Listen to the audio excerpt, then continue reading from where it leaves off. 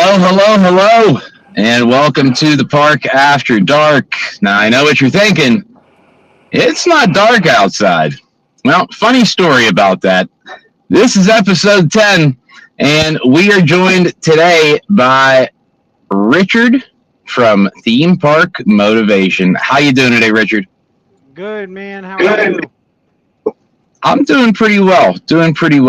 So we'll let the audience in on the little dirty secret here. Yeah. We actually recorded this episode 2 nights ago. And as I was converting the file when we had finished, it immediately gave me an error that it was corrupt. So, yeah, here we are. We are doing a version 2, a little bit of a daylight redo, if you will. So we'll kind of highlight and recap what we had talked about before, Richard. And guys, one of the primary reasons that I wanted to have Richard on, not only is his channel phenomenal, if you are not subscribed to it, please go check it out now and be sure to drop him a sub for the channel. Great content, particularly when it comes time to Hersheypark, which seems to be a real sweet spot for Richard and for his family. So, Richard, if you want to give us a little background on yourself and the channel a little bit, and then I do want to dive into some speculation about the new expansion project for Hershey in 2026, 27, 28. Who really knows? But Yeah. we'll get into that. But yeah, let us know, who you are and what the channel's about. Okay. I started YouTube probably about 3 years ago. I just really enjoyed trying to help other people out, save money, not make the same mistakes I have in the past, and just, go from there. And I really enjoy helping other people out when it comes to different parks and stuff like that. So that's where I got started with the YouTube, and I've learned so much over the past few years just about I've always loved coasters, but I've learned so much about them, and I really just love everything about them. Yeah. Everything from the structure, everything about them, and the history of it too. So I really like to touch base on the history, which is why I really like to follow Chris Airtime Thrills. Okay. He's a friend of mine, yeah, and Chris he does a phenomenal job with history, like documentaries on the parks and stuff. And Yeah, absolutely. The Airtime Thrill annual documentary series is, I feel like it should be a part of every American household. To be quite honest with you, Richard, and you can pass this along to Chris in your next interaction with. Well, number one, we would love to have him on the show as well at some point. Him oh yeah, and yeah, him and Sophie. And yeah. one of the reasons that we had started our channel was because my daughter had started to fall in love with roller coasters. So we had started to look up videos about them, and we had stumbled across Chris and his channel. And Yep. it really was, tell Chris not to pat himself on the back that much, but really, it was Sophie that probably helped lure Allie into her roller coaster fandom that she's into today. And so, I'd love to hear that. yeah, we talk about creators all the time, and that's really what this platform and this podcast is about, is being able to help us get out there and be able to share our stories, because we have so much in common, and there's so many similarities to the way that you run your channel and the way that I run my channel, the things and values that are important to you, which also I believe is why we're friends with Brandon as well. Yeah, We all have a very similar thought process. yeah, and Brandon is one of those people that is has helped me out over the years, over the past 2 years, like significantly, like just from everything from the thumbnail to the voice and everything, just trying to sound better when I'm doing a video.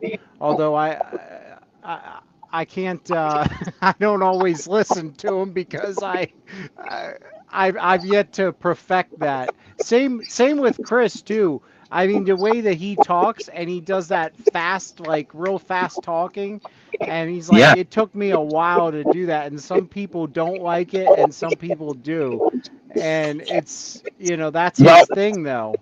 exactly. That's just it. That is your thing, and I think that it to give any piece of advice to any content creator out there, just remain authentic and true to yourself. And how I stumbled across Richard's channel was actually well before my relationship and friendship with Brandon to kind of interlink us. It was as a fan, and the reason being, for the folks that are subscribers to this channel and are avid watchers and viewers of all of our content, as a financial advisor, I take it very serious to try and help families save money. And I hate seeing people overspend for things. It's one of the things that drives me insane. You can really make the dollar stretch with a little bit of planning. And Richard, I teach every one of my clients the same lesson on day one, and that is that I operate under the principles of the 6 P's.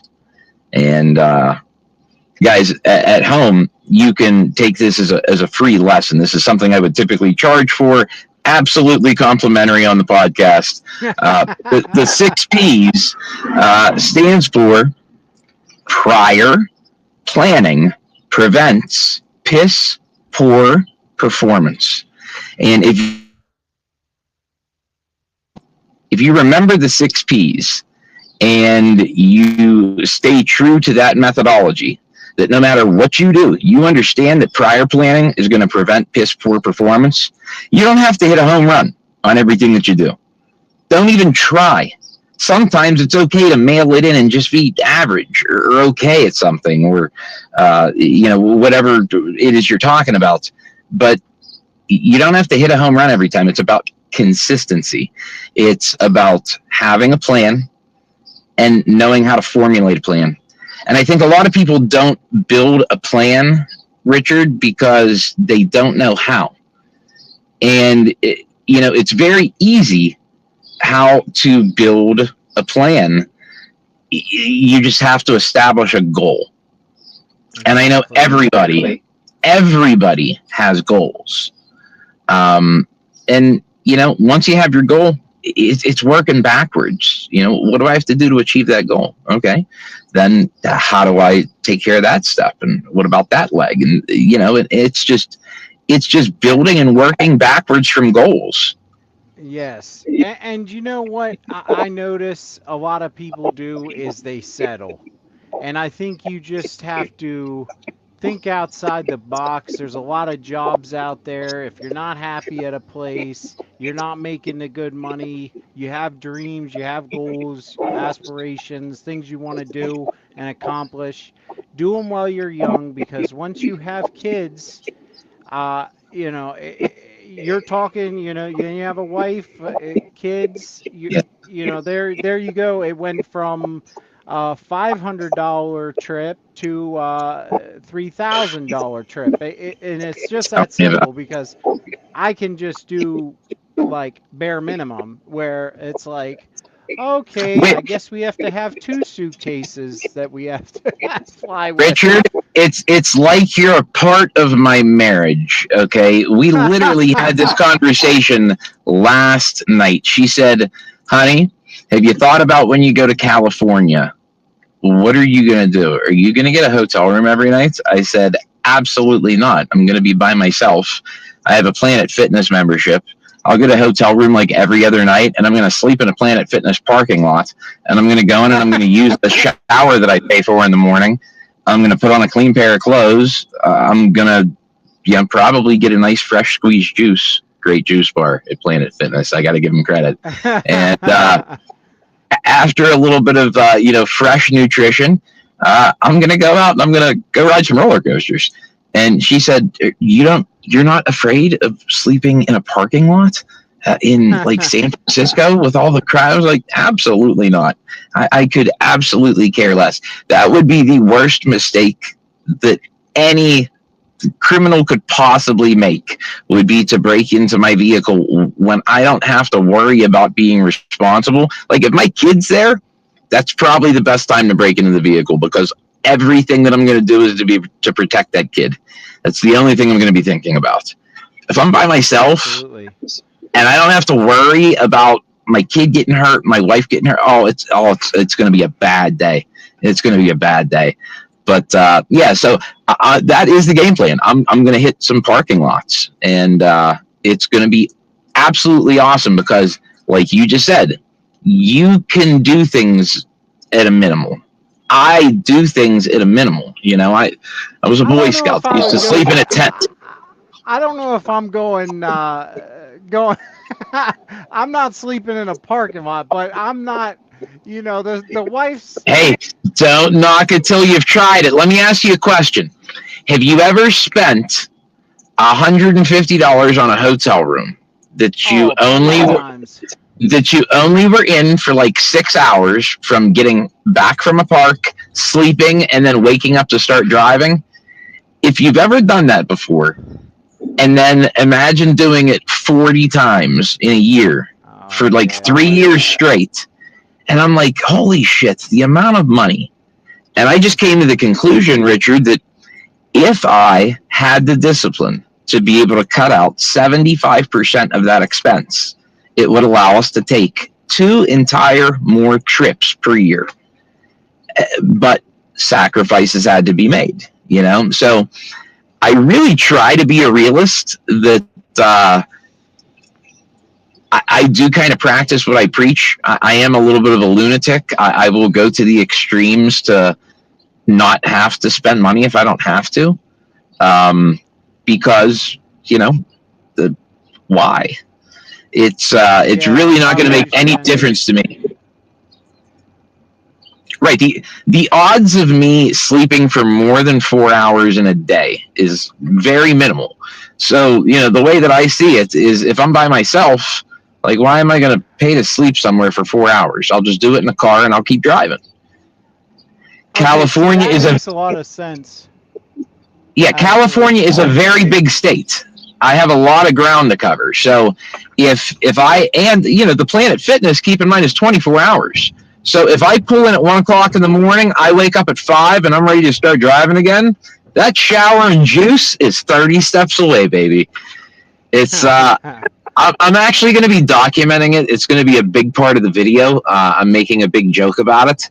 So I think it's going to be fun. I'm going to try to get some scenes where the management staff at the same location gets mail for me. I'm going to physically take some of my mail out there and, try to have some fun with it. Exactly. But, yeah, let them know that now that I'm receiving mail, they're going to have to legally evict me. I have squatters' rights. This is California. Yeah, exactly. As you can see, I'm just doing a little bit of my work here, but that way I can get back to talking. Just gotta. But if you wanted to talk about the expansion, I'd love to talk about that. I love. Yeah, let's jump in for all the Hersheypark fans, because there are quite a few of them on this channel. As you can imagine, with us being called the Pennsylvania Roller Coaster Club, we've been to Hershey once or twice. It is a phenomenal park, and we had spoke during the first rendition of this episode, and I had given my love and adoration for John Lawn, the guy that heads up that operation at Hershey. and the meteoric rise that the park has taken with him in leadership. And I don't think that it's coincidental that now, aiming for the future, but the near future, we are going to have an expansion at Hershey Park. And that is pretty much a foregone conclusion. The real question is, what is that expansion going to encompass? What's all going to be there? And when is it going to open? And what kind of rides are we going to end up getting? Like, namely, new flat rides or a new coaster or both? Or, what are we thinking? And, obviously, Hershey Park has not announced anything. That is important to say that this is, still speculative. But I think that that a lot of the conversation that's going to be had here over the next 10 to 15 minutes is going to be more based in forensic accounting. I think is probably the best description, opposed to speculation. So there is some fact and some basis behind this. And so, yeah, Richard, what do we know?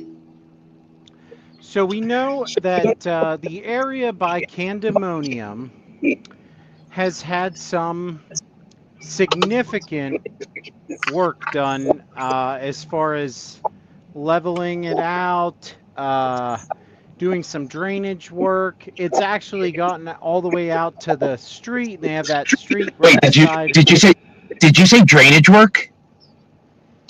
What's that? Did you say drainage work? Yeah, there's some drainage. Oh my goodness, man! We can just cut this episode short. Hershey's getting a giga. It's over. Giga, right? Isn't that how it works?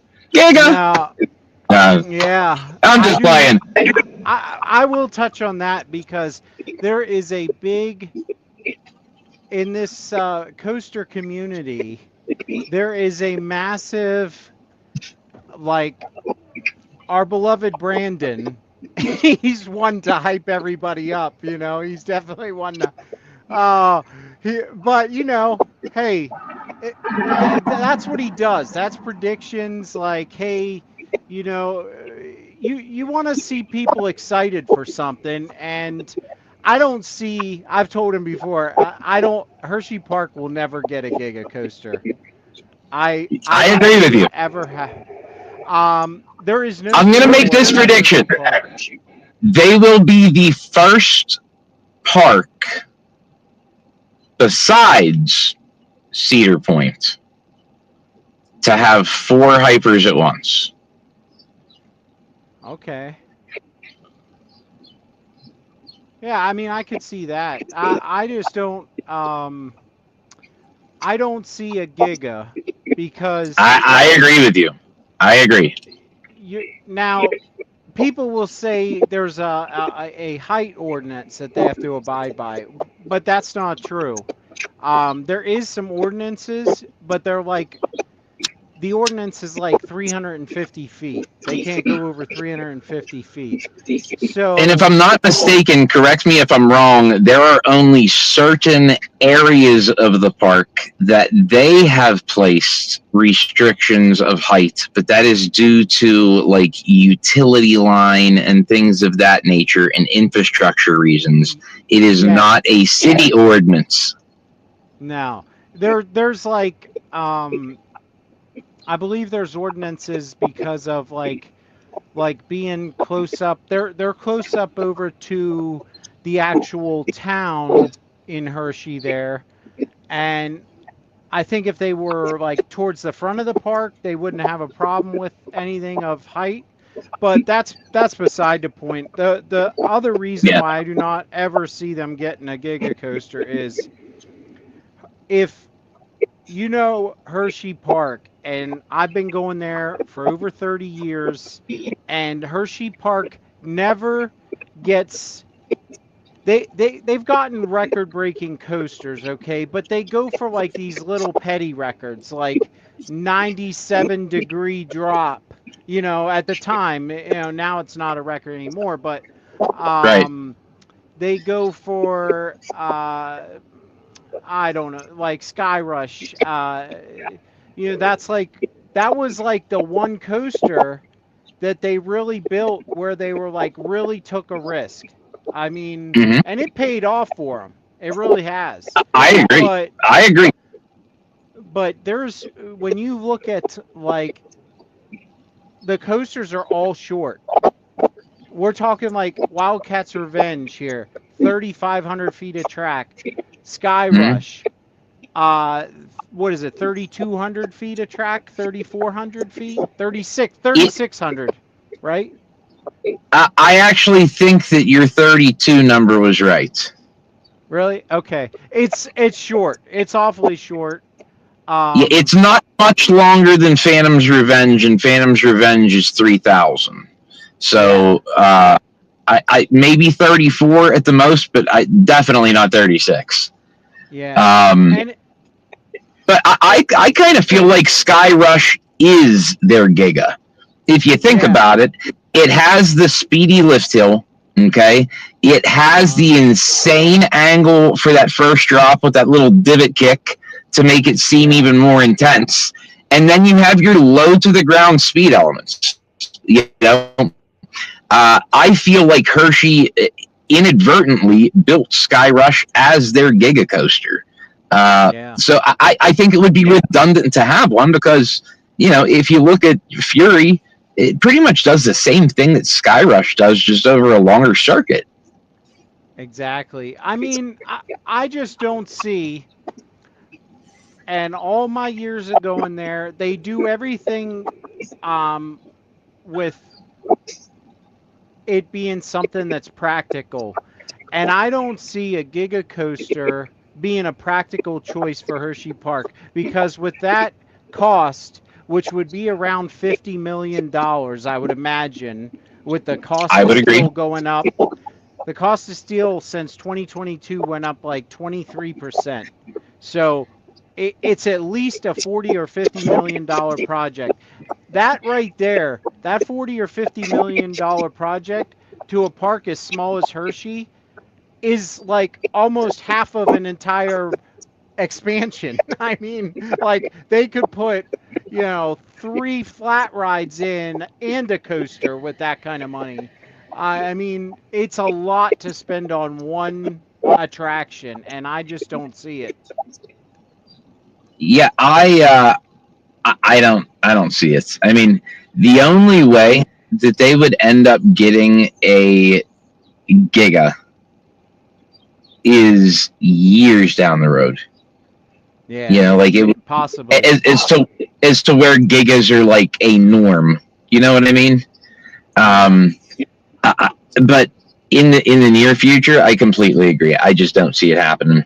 As far as the expansion goes, have you kind of eyed in on any type of ride models? I mean, obviously it would be nearly impossible to have any flats identified, but I mean, obviously if No. they're going to do an expansion, they're going to add another roller coaster. I And think so. Yeah. I think that we've been spoiled with thrill coasters recently. So, I think most people are probably leaning in the direction of something that, at a minimum, has a low rider height requirement. I won't necessarily say family coaster, but something that has a low height requirement. Um, Yes. but a family coaster. Yes.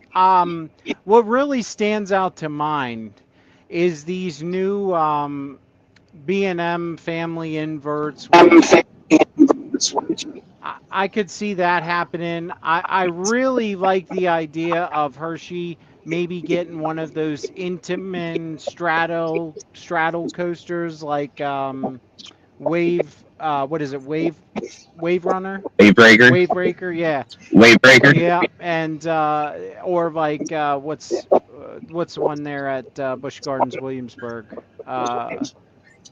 Um, dark coaster. Dark Coaster. Yeah, Dark Coaster. I could see them getting something similar to that. Probably with the tire launch because of low maintenance and not having to use all the electricity and everything else that would be required with an LSM and some issues that go. Hershey's very smart. They're going to do things that are practical, and like Hmm. they know that they can get the money from their locals. You know, their locals will spend the money to go there every year. So Absolutely, absolutely, yeah, and for good reason. It's a phenomenal park. By yeah. no stretch of the imagination. It's expensive. It's very expensive, and we discussed that Hmm. ad nauseum a couple nights ago. How expensive Hershey has got comparatively speaking, and the lack of value that you have received from the top tier pass over the last season or two. Um, Yes. Not so much the case for other chains. You definitely get some more exceptional values. But, I mean, it is tough to argue Hershey. It really Yeah. is. It's a great place. It's the sweetest place on earth. It is a great park. Um, It is. It but is a great park. for as great as a straddle coaster would be, I would be a much bigger fan of them doing uh, a 3,000 3,500 foot of track, uh, Vekoma family LIM launch, like Big Bear. So I think that would be the best fit for them because they can still run two trains on it. The trains are high capacity. The LIMs that they use on that have been relatively reliable so far. Um, and I just think that it would be a good fit for the park. And you would also have two pretty reliable people eaters right there at the front entrance, which might help, quench a little bit of the lines for the rest of the park. So just a thought, but I think that is another ride model that could work. But I do really love the quality of ride that you get out of those Intamin straddle coasters. I think they're really good. Yeah, they definitely are. As far as the expansion part though goes, I'm kind of up in the air with it right now. Like, I don't know if this is going to happen in 26 or 27. I don't see enough work being done to really say this is going to.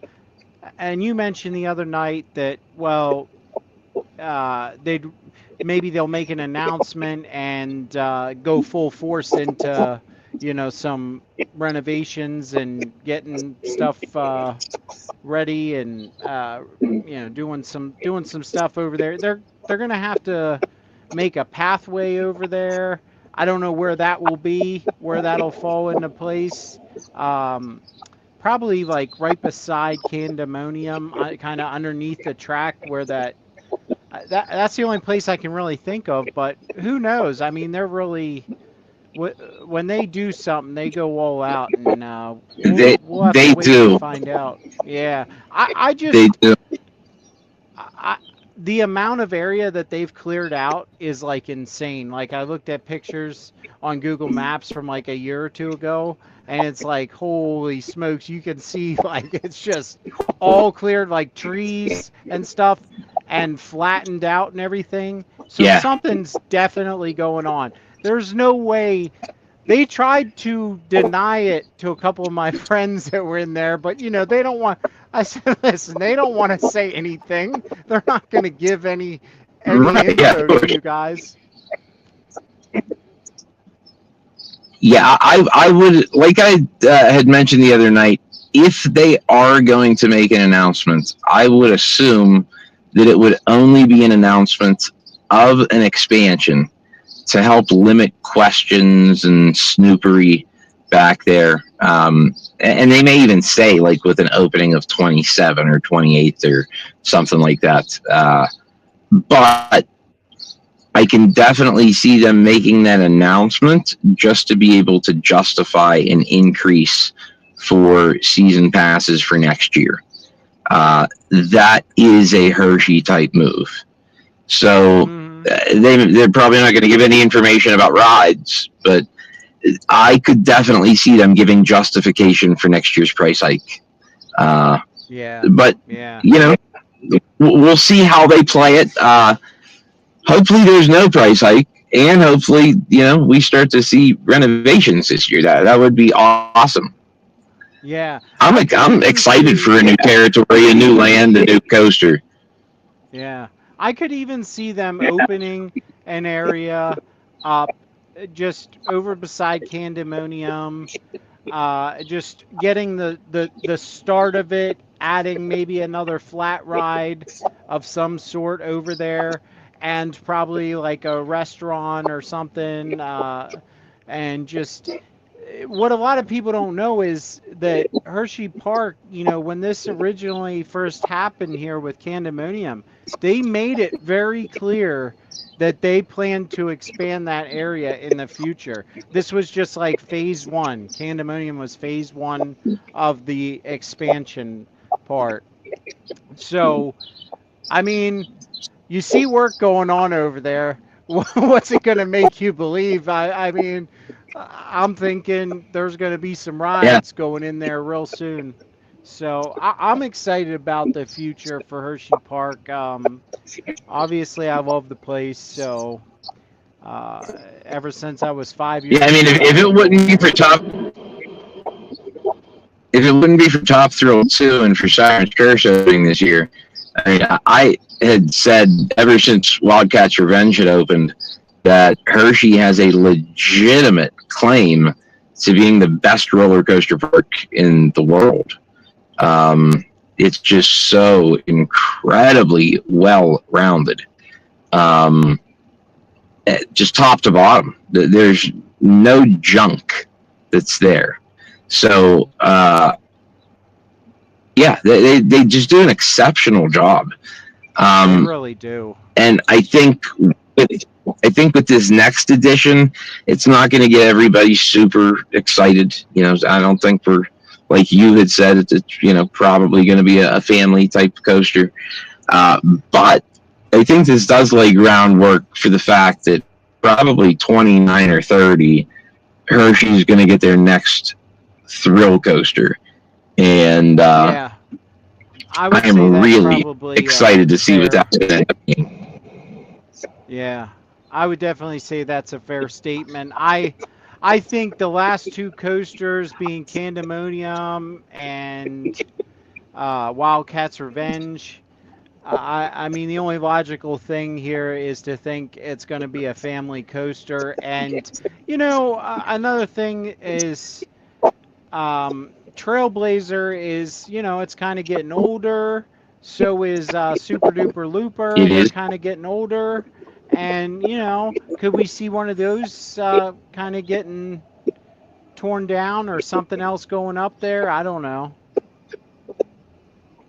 The mine trains seem to last forever, Yeah. and Trailblazer is probably one of the least intense. So I can't imagine that they probably would ever have to replace that ride. Maybe a Hmm. segment of track here or there over a 5-10 year period, but I think that is probably in pretty darn good shape. And they did a refurbishment of Super Duper Looper just a couple years ago.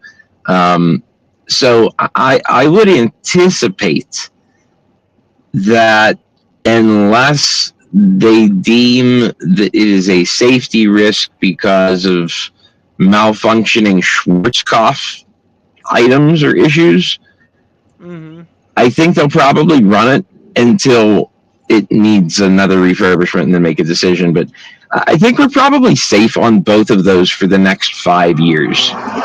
Yeah. Yeah, I would say I would think. probably so as well. But definitely Title Force and Wild Mouse. They're on the chopping block.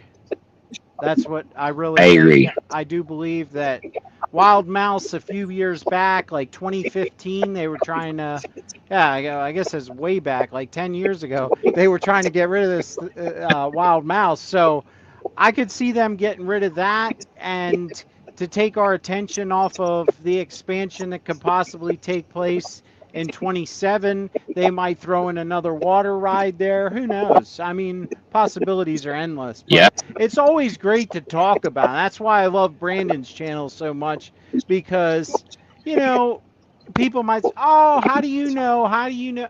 Well, he doesn't know. It's called a prediction for a reason, Right. and I Yeah, like to there's hear other speculation. people's thoughts. Yeah, Right. I like to hear other people's thoughts on it. You know, your perspective might be totally different from mine, but you know, it's good to hear other people's thoughts on it. You know what I mean? A- Absolutely. Because, once you start to hear, everybody has their beliefs for a reason. And it's like putting together the pieces of the puzzle. You may have 5% of the answer. I may have 5% of the answer. Brandon may have 5% of the answer. And if you get, enough people together to talk about something, you can probably start to piece together a pretty reasonable idea as to what is actually taking place. And I think that is the intrigue for those prediction channels. It's why Brandon's channel does so well. And, they're fun. They are fun. They are. Just so everybody knows, I'm driving, but I'm hands free here, so I'm perfectly within my legal right. But And anyway, just so everyone knows, we are going to rename this particular episode 10 of the Park After Dark to Content Creators in Cars with Coffee Conversing on Coasters. Now, look, that is expert grade alliteration, and my 12th grade English teacher would be super proud of me. oh man, yeah,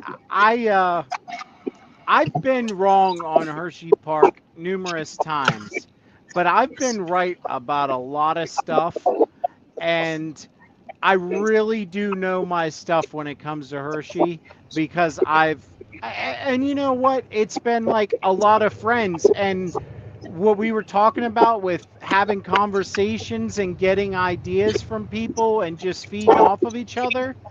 Well, Mm-hmm. that's kind of led me to like come up with these things like the Scream and Swing. I predicted that that was going to happen like 2 years ago. And Yeah. I said that to Brandon. I was like, Brandon, it's going to be a Scream and Swing. I'm telling you. I don't know if he did a video on it or not. I'm sure he did. But Probably. I predicted about Skyrush getting the new restraints. That was like, I don't know, 9 months before they got them. But I really Yeah, didn't. I was a I was a pretty early adopter on that one as well. I actually got the news while I was in California the last time, and I'm driving on the intercoastal highway right outside of, holding my phone, yelling at it. They're getting new seats. They're getting new restraints. This is awesome. So yeah, it was actually a pretty memorable moment when they ended up making that announcement that they were actually going to do the right thing and make it even better. Yeah, I mean, depending on who you ask, some people hate them, some people love them, but I personally thought it was a great move on Hershey Park's part because now I would say the majority of people enjoy the ride where it was like 50-50 before, you know. Some people hated it, and you And that gotta, and that's why you made it better. yeah, And that's why you made it better, because more of your consumers will now enjoy the ride, or even take the experience on the ride. Uh, mm-hmm. and that's a win, because even the people that say that, oh, it lost a little bit of its edge, which I disagree with. Um, Oh no, even if you are from that, yeah, even if you are from that camp where you don't like the new restraint system, you wish it still hurt your legs and was a little more intense. Uh, they still love it. They still love it. They just say, "Oh, I prefer it with the old one, but it's still great." Nobody's complaining about it, which, I mean, that's a huge win for the park. Huge win. I think so too. Um, such a great coaster. I just wish it was a little bit longer. I mean, I think that coaster would probably be uh, it would probably be a top 20 to me. To people say, "Oh, that's my favorite coaster ever," but that's where Chris and I agree. Airtime Thrills Chris there. He's like, I think he told me he's like, Mhm. I don't even think it's in my top 50. It's like, wow. Well, like, I'll give it Chris more credit than that. notoriously hates Skyrush. I know. But so I don't think that I can take his ranking into consideration for that particular ride. I feel as though there is way too much bias in the Airtime Thrills voting category for that particular coaster. Mhm.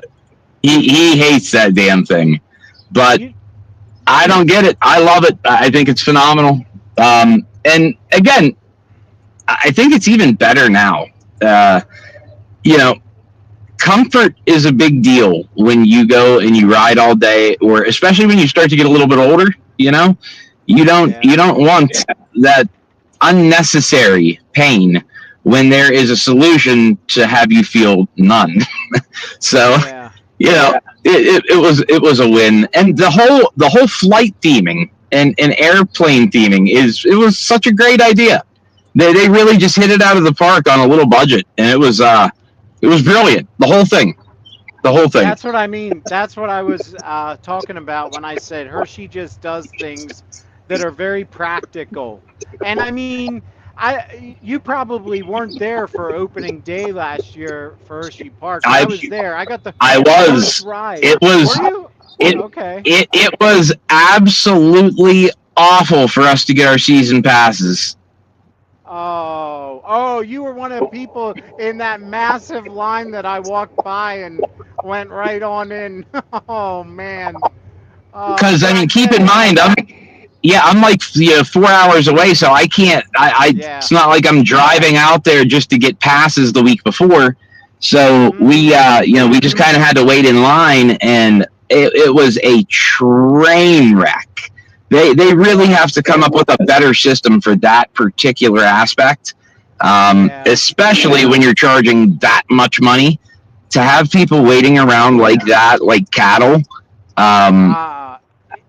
Was it's bad. One of those things where it's like, if you have a season pass, it's best to just renew it rather than dealing with that headache. I've made that mistake before as well, like not renewing my pass and getting an entirely different one because it made no sense to renew it. It's not like I got a discount or anything.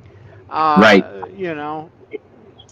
But either way, I watched. I wanted to mention something to you. I watched that episode with you, Brandon, and Parker. Okay. And I heard you guys talking about the Phoenix. So we were talking there about Chris hating on Skyrush, and that always being his coaster that he hates on. Well, that's my coaster that I absolutely think is trash. Is the Phoenix. Everybody loves that coaster, and I'm just like, I think it's okay. I'm like, it doesn't do anything for me. I think it's like the most overrated coaster on the face of the earth. Yes. Without a doubt, it is one of the most. I won't say it is the most overrated, but it is in the top 25 of most overrated roller coasters on planet Earth. There's no doubt about that. I mean, it is what it is, but it's overrated. That's a very fair statement. I still enjoy it, but it provides such a unique type of airtime that it's not something that I have been able to experience enough to learn to enjoy. If that makes any sense to you, because it's not like the floater airtime that you get on a great B&M. It's not like the ejector that you get on an RMC. It's a very weird mix of in between with a very awkward amount of space for your body to operate in. I don't know. that's why I'm not the biggest fan of it. I don't necessarily like the airtime that it provides, but some people love it. I just, is it the best wooden roller coaster in the world? Absolutely not. Not even close. Yeah, As a matter of fact, I can confidently say I probably have at least 15, maybe 20 Woodies ahead. Probably more like 15. I would assume that Phoenix would probably fall in my 16 to 20 range for wooden coasters, if I had to guess. Well, I heard Parker say about Ravine Flyer 2. Absolutely, I agree. Right. That's the best wooden coaster in the state of Pennsylvania, as far as I'm concerned. The best wooden coaster for me is the Voyage, and Ghost Rider is a close second, a very close second, because it's much more re-rideable than the Voyage. You almost, I mean, if you go to Hollywood Nights, man, that thing, I walked out of there with massive bruises on my legs from how beat up of a beating I took on that thing. But I loved every minute of it. I did not get an opportunity to get on Ghost Rider because it was closed for maintenance the day that I arrived. So I actually missed that. I missed that, and they also closed X2 the day that I arrived at Magic Mountain. Oh, so, man! Yep. That's one of the reasons why I'm flying into Los Angeles instead of just flying into NoCal, because I refuse to not have those credits. So it's personal, and I'm not going to lose. I'm too stubborn. Well, literally, I'm sleeping in the damn parking lot. I'm sleeping in the damn parking lot of a freaking Planet Fitness to get those 2 credits. That's a true enthusiast. Oh, it's a disease, buddy. It's a disease. Yes, I'm not quite that intense. Like, I mean, I'll just kind of wait it out. But if I find out now, and I'm sure one of the reasons why you're like, hey, I got to get back out there is because, those well, not so much Ghost Rider, but X2's kind of in jeopardy of who knows what's going to happen. Yep. The old, yeah. It is definitely in jeopardy. It could go by the wayside of, great America, for that matter. We just don't know. And, I think one of the biggest reasons, you kind of hit on it earlier, is go out and have experiences while you're young before you have kids. The other caveat to that is if you have an opportunity to go and do these things like after you have kids, or sometimes in my case, while I have kids, because, my Allie's mother and I are divorced. So she has Allie for, the 5-6 day periods at a time. It's kind of easy for me to schedule something to fly out of town.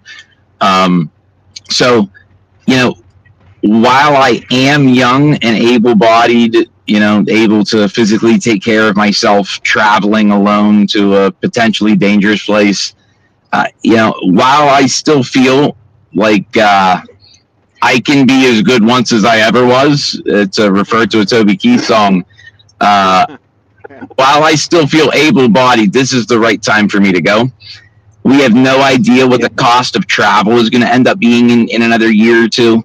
And while it is still affordable, while there are still budget airlines that are not bankrupt, I'm going to take advantage of them, take the cheap flights, go out, have the experiences, because the experience that I'm going to remember is not the caliber of flight that I have out there. It's not going to be the name badge on the rental car that I end up renting. It's going to be the ride experience and the time that I have in the park.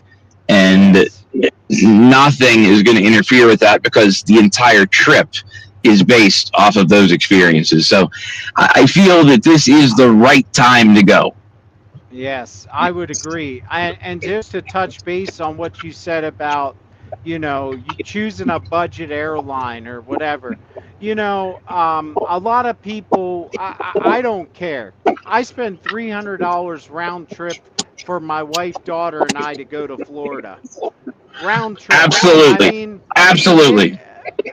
come on. Last year we went to Orlando twice and Tampa Bay once, and we paid $29 per person each way. Yeah, exactly. And we did it 3 times last year. Yeah, I did. I went twice last year and once already this year. And We had that trip scheduled, and then she got freaking COVID from the nursing home, and we had to cancel it because we couldn't travel. So I was geez. bummed out about that. I still wanted to drive, but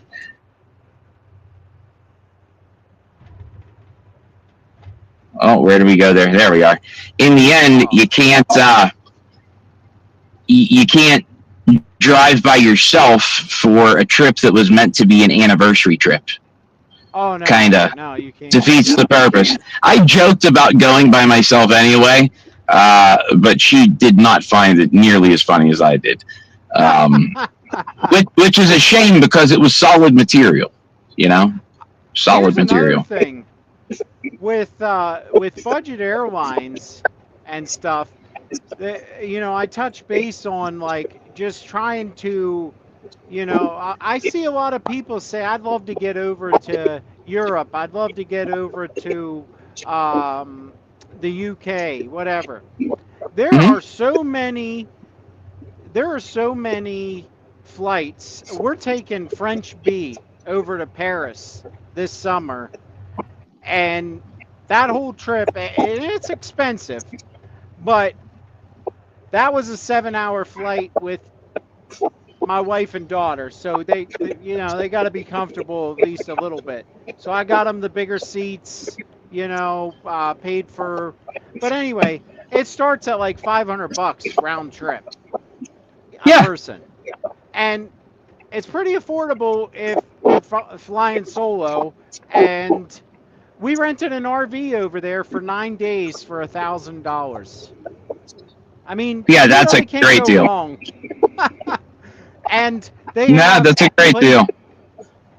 yeah, they basically have all these places. They call them airs, which are like basically like little stops for They call them motorhomes, RVs, Hmm. and a lot of them are free.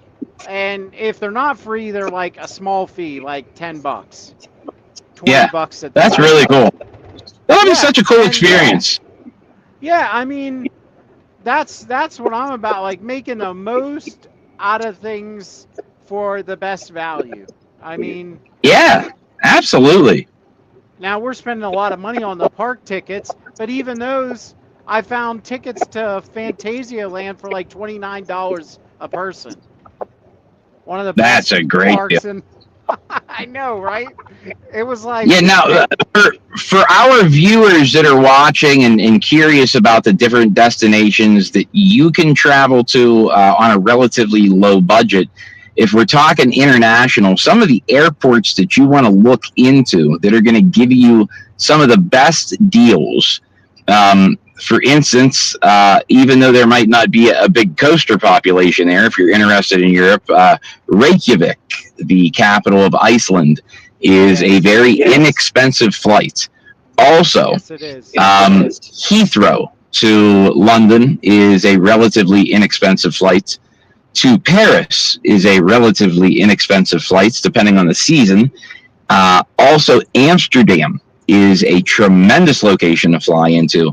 You have some great centralized, the home base, if you will, if you're willing to travel across the channel to jump into Britain. So if you're looking for a budget trip, definitely consider Amsterdam. And then last but not least, going into Germany, there are a few different airports that are going to offer some remarkable rates. The first of which being Frankfurt. Definitely check out the Frankfurt airport as a flying in terminal. Just good stuff to know overall if you are looking to travel abroad. It's something that we've been looking to do for a while. Obviously, Richard and his family are going this year, but don't roll it out for yourself because it is affordable. If you save towards it, if you work towards it, if you remember those 6 P's, that the prior planning prevents piss poor performance. If you have a goal to go to Europe and you want to rent a motorhome like Richard over here, then make that a goal and establish and build your plan to achieve it. You will feel very accomplished in the end when you do, and you will feel proud as a provider or as a mother and a wife to be able to give that experience to your family. It really does feel amazing. So, that's kind of it for me on my end. I guess to wrap it up, I would like to jump into a little closing game, if you will indulge me, Richard, sir. Sure, absolutely. So we are going to take the old traditional game of FMK, which stands for Freak, Marry, Kill. We will censor that a little bit. And we're going to change that to scrap it, keep it, or replace it. Meaning, give it new track, but keep the ride. So, refurb. So, the first coaster, Magnum XL200. Scrap it. Interesting answer. Number 2, Superman, Six Flags, Magic Mountain.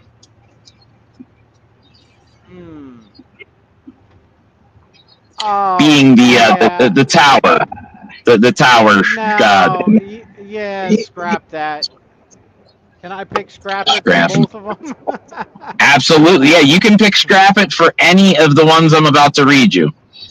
All right. The next, in Vertigo, Kings Island. Oh, scrap it. The Bat, Kings Island. Oh no, you gotta fix that up. Iron Restore it. Dragon. Restore it. Iron Dragon, Cedar Point. Restore Iron Dragon? Yeah, both of them. Yep. The bat. You said the bat at Kings Island. Yeah, I would. Mm-hmm. Man, those are great. I love those. Those are the best arrows ever, other than Loch Ness Monster. I love Loch Ness. I have 3 more for you. Gemini. Oh man, that's a good one. That's a really tough one. I would say restore it. Is that not real quick question? But isn't that one of the first hybrid coasters? Technically speaking, yes. It's considered, I believe, an XLR coaster or an XRL maybe. Which is their experimental division, which leads me to my penultimate roller coaster, Renegade at Valley Fair. I've never been on that one, believe it or not.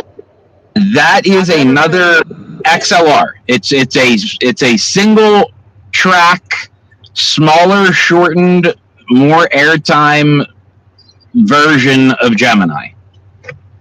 Okay. No, I mean, yeah, I've heard good things about it, so I guess I would say restore it. All right, are you ready for your last roller coaster? Yes. This is going to be the most controversial one of all. By far.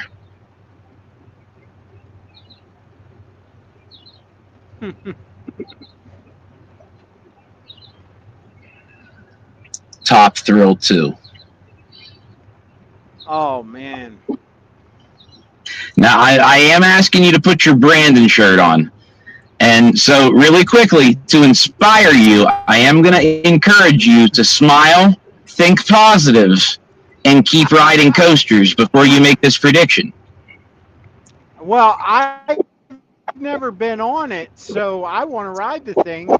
And in fact, I'm going out to Cedar Point opening weekend to ride that because I don't know if it'll be around, 10 days later. Who knows? But Yeah, I mean, if you think about it, if it is around 10 days later, that's a record. yeah, what did it make it, 8? Yeah, 7, 8, something like that. Yeah, absolutely crazy. I'm going to say, I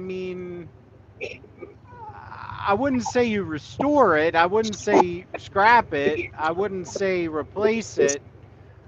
Just keep it, I guess, Just, So,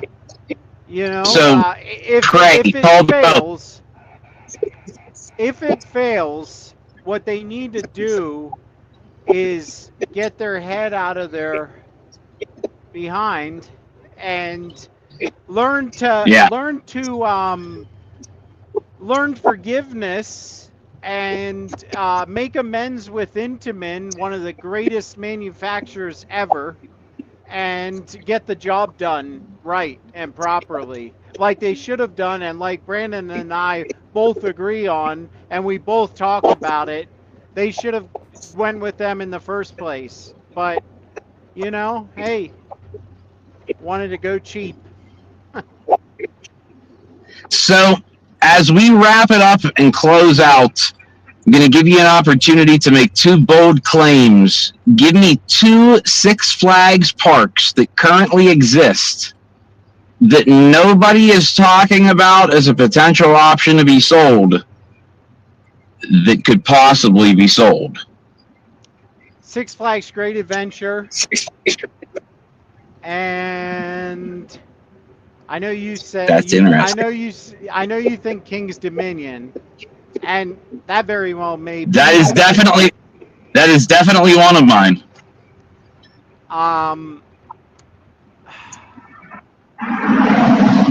I want to say,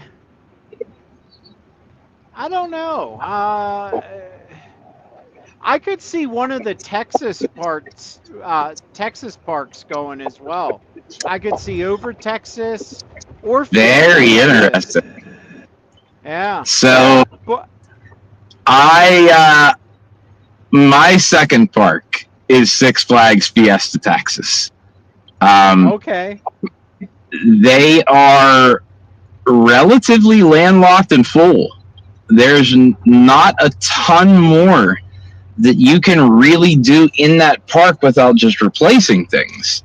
So the question then becomes, well, I mean, and I'm just going to happen to throw this out that strategically speaking, if King's Dominion and Six Flags Fiesta Texas were sold along with, say, no, you don't even have to include that one. Let's just start there. You would be removing yourself from direct competition with United Parks in your entirety. The only other park that would be in question that would be in competition at that point would be Knott's Berry Farm, but that's still an hour to an hour and a half away from San Diego, which ostensibly, even though it was one of the first, is probably the worst of the 3 SeaWorlds in terms of roller coasters.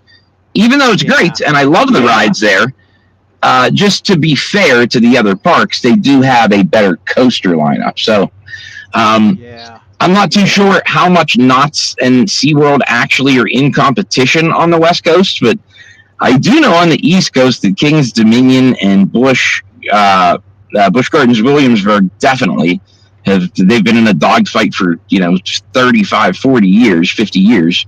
And then you have over in Texas, a park that SeaWorld is going to be putting a lot of money into in the next 5 to 10 years. They have so much land. That is such a huge park. United is going to really put pressure on Fiesta Texas in the next 10 years. I truly believe that. I think it's going to become the preeminent park in the state of Texas in the next 10 years, even more so than everyone's beloved OG Six Flags over Texas. But yeah, that's interesting. That's interesting that you went to Texas as well. Obviously, none of us know. All we can do is speculate and sit back and wait like everybody else. I think you made a great point about them having a lot of issues trying to sell some of the smaller parks, because I think they will. Now, do I think they will be able to sell them? I do. But I think it's going to have to be a bundle type package.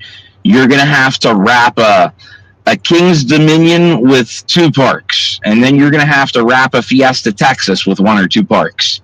And you hope by the end of it, you're left with about 15 or 16. 16 is the optimal number in my mind. You want 16 properties, 20 at the absolute most. Yeah. Who do you think, as far as potential buyers, one of them, in my opinion, I think that could possibly buy one of the parks is Hersheypark. Would you? Absolutely. Who do you think? Yeah, I think that Hersheypark could definitely be a contender for a few different parks. I'm getting the impression, and I have been getting the impression for well over a year from friends on Wall Street and the deal with futures, that the land value of Six Flags America far exceeds its value as an amusement park at this point. So, now, interestingly, with a whole bunch of government employees being laid off, I am not 100% sure what that does to the outlook for that market.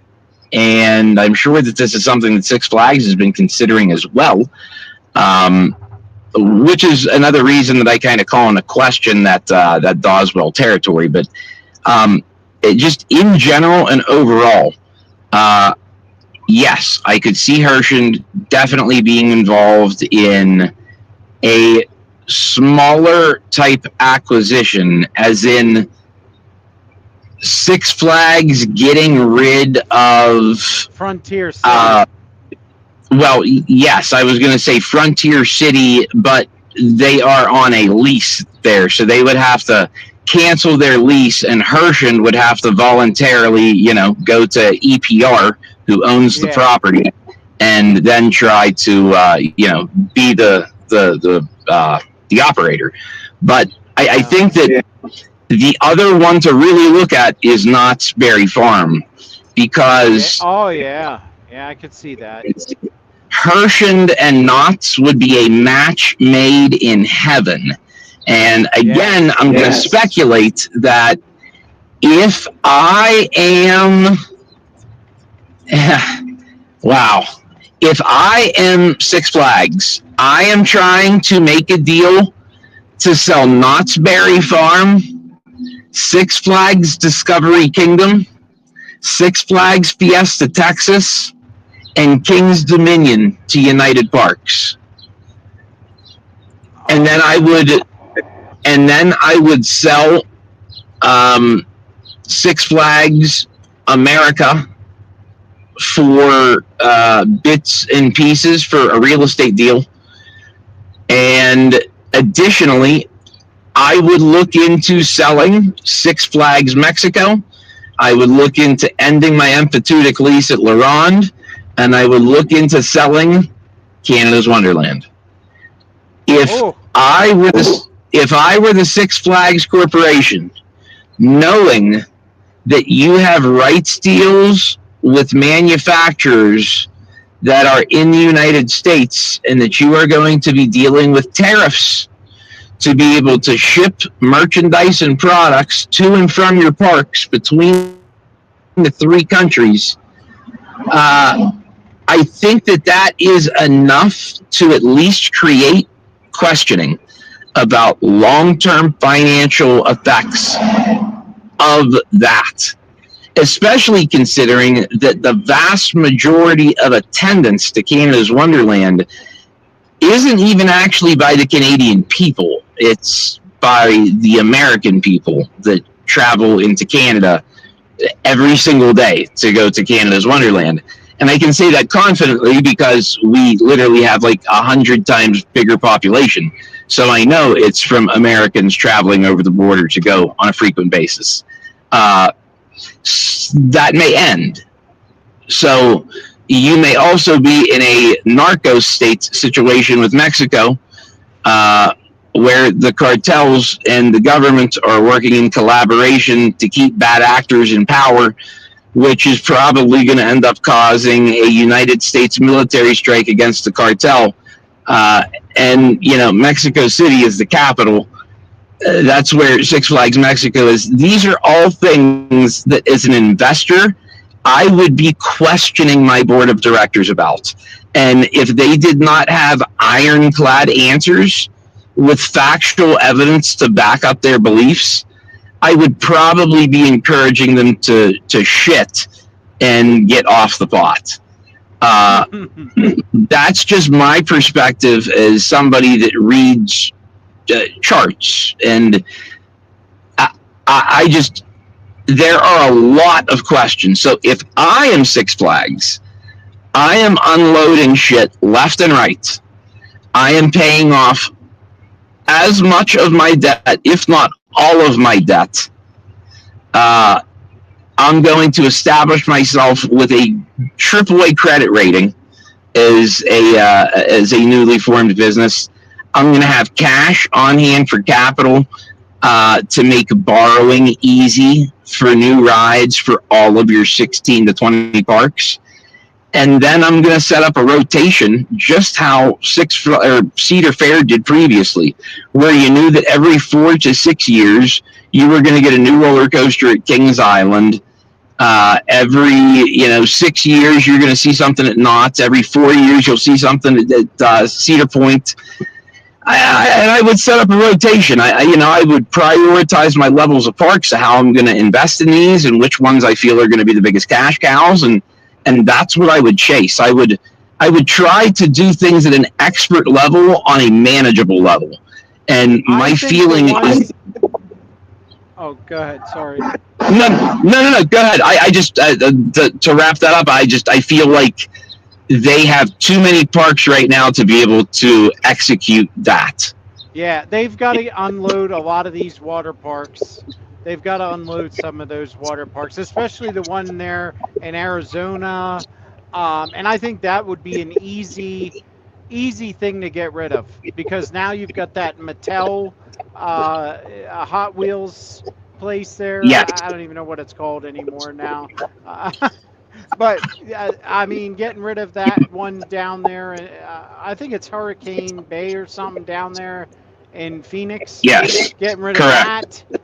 Getting rid of, ones that are not attached to the parks, and they can become their own entity.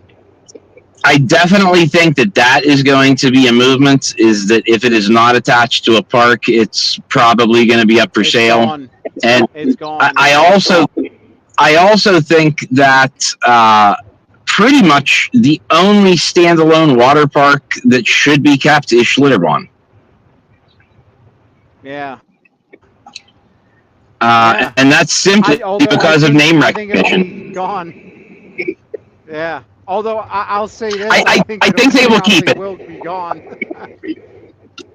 I think that's something that they're going to keep just because of brand value. Cedar Fair rather worked way too hard to acquire Schlitterbahn specifically for them to give. I feel like they want that brand. It has such a powerful name in the water park industry. And even though I'm not a water park fan, even I know Schlitterbahn. It is just, it's world famous. So I can see them keeping it. I would not be upset at all if they sold it. I would not want to keep it personally because I wouldn't want to deal with water parks and the liability. But, if they do, they do. But I just don't see a world where they're going to be able to tick-tack off the smaller parks without giving up a couple crown jewels. You have to be able to play the game, and people are only willing to pay a premium for something they want. Yeah. You can sometimes force. Go ahead. I think Knott's Berry Farms makes the absolute most sense because they will get top dollar for that because it comes with a name, it comes with, it's a world famous restaurant. Yeah, it's landlocked. The theming around that park is incredible. They can't. It's Hersheypark level. To that. Yeah. Yeah, it would be a perfect park for the Hershey family to buy. Without question, it would be a great fit. And if I had to, obviously, as I have been talking about it, if I had to pick a third surprise park to be sold, that third park is Knott's Berry Farm. I think that all three of the parks around United Parks and Six Flags Discovery Kingdom, 4-park package deal. They might even be able to include, a Michigan's Adventure, make them take a Michigan's Adventure or something along those lines as part of the package. But, it was not too long ago that United Parks was talking about buying all of Six Flags. So it is not a crazy concept or idea to imagine them buying a third of Six Flags. Just, throwing that out there. If they were willing to buy all of it, they would be willing to buy pieces of it. Yeah. Now, what are your thoughts on the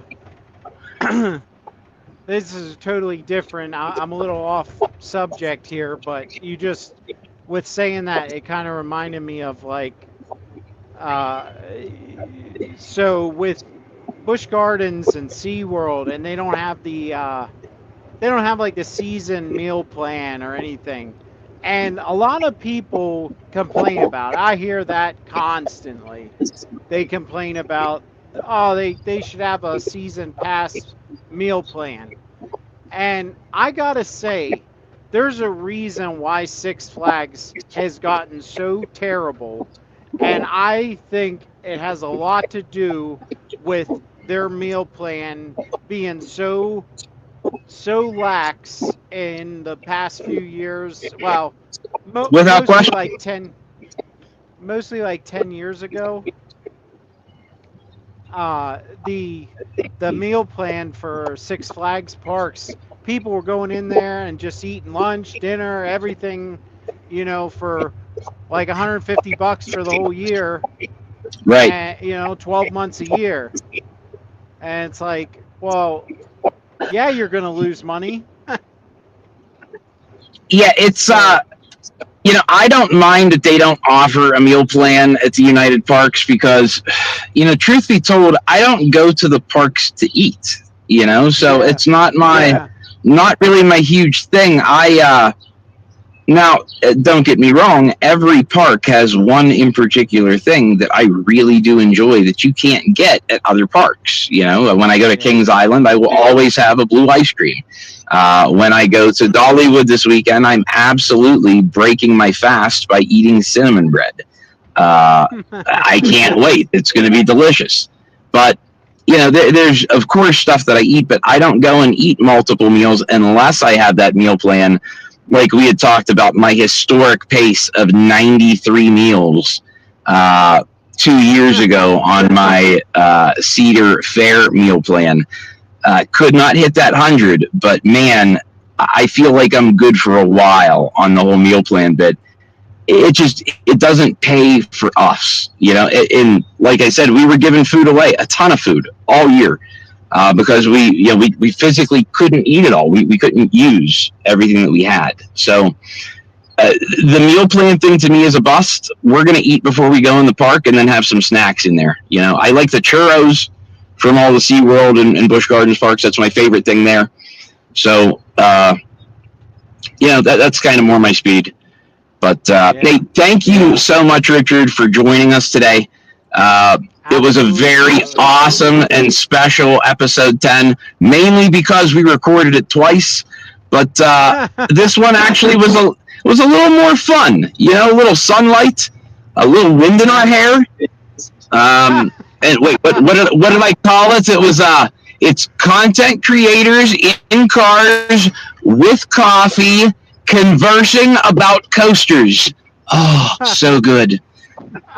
Hey, guys, thank you for hanging in with us for the full hour and 20 minutes. We truly do appreciate you. I personally appreciate each and every one of you. Please don't forget to go check out Richard's channel. Give him a sub. Check out some of the great videos that he produces over there. And I'm sure that he's going to be back on as a guest again in the very near future. It was great to have him on today. And you know what, guys? Keep living the dream. Plan ahead. Set a goal. Go out and achieve it. And reward yourself. Reward your family with a great trip to go ride amazing roller coasters at beautiful parks all throughout this country. And until next time, we'll see you out there.